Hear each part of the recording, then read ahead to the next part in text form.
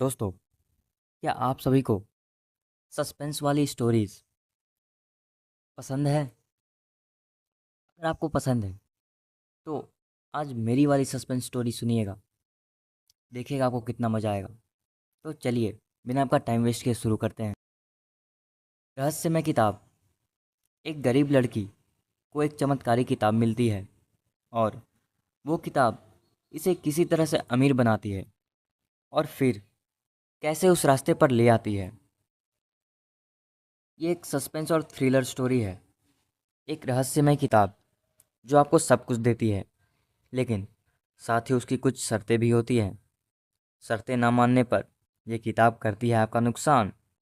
ये कहानी आखिर तक ज़रूर सुनिएगा, आपको काफ़ी मज़ा आएगा। सूरज अभी नौकरी के तलाश में है। घर की हालत ठीक ना होने के कारण उसकी पढ़ाई ज़्यादा नहीं हुई है। पहले वो किसी कपड़े की दुकान में काम करता था, लेकिन दुकान घाटे में होने के कारण मालिक ने उसे नौकरी से निकाल दिया। अब छोटे शहर में उसके लिए कुछ काम ज़्यादा है ही नहीं, तो वो थोड़ा निराश है। एक शाम घर वापस जाते वक्त उसे झाड़ियों में किताब दिखाई देती है। किताब को उठाकर देखता है। उसके कवर पर ही लिखा था, जो भी ये किताब खोलेगा, ये किताब चमत्कारी रूप से उसके जीवन को बदल देगी। सूरज को पहले तो यकीन नहीं होता है, लेकिन फिर वो उसे घर ले जाता है। घर पर ले जाकर वो किताब को खोल के पढ़ना शुरू कर देता है। किताब में लिखा होता है, आप गरीबी से परेशान हैं, अमीर बन सकते हैं। और उसे एक लॉटरी की टिकट का नंबर लिखा मिलता है। सूरज लॉटरी का टिकट लेने जाता है।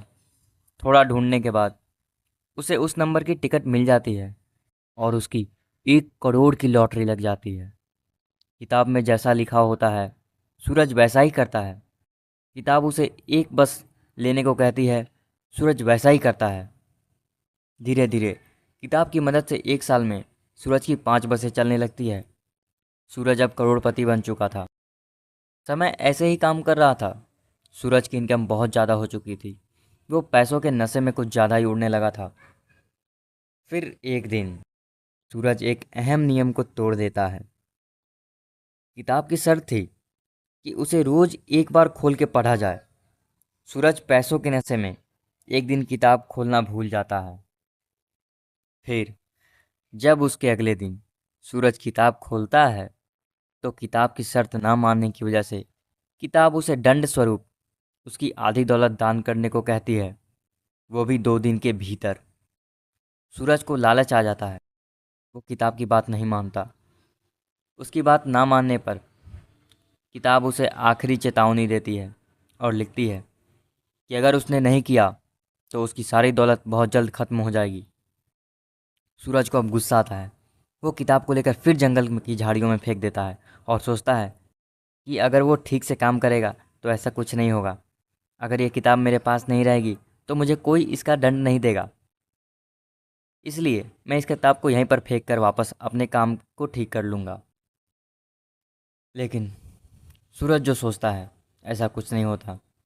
उसकी एक बस किसी बड़े नेता के घर की दीवार तोड़ देती है।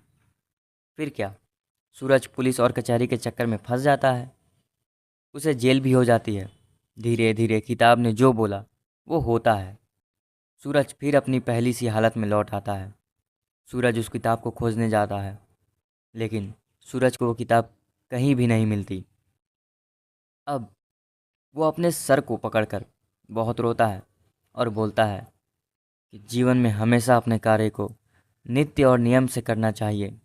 आज मैंने मेरे पास जो कुछ था वो सब कुछ खो दिया, लेकिन उसे वो नहीं मिलती।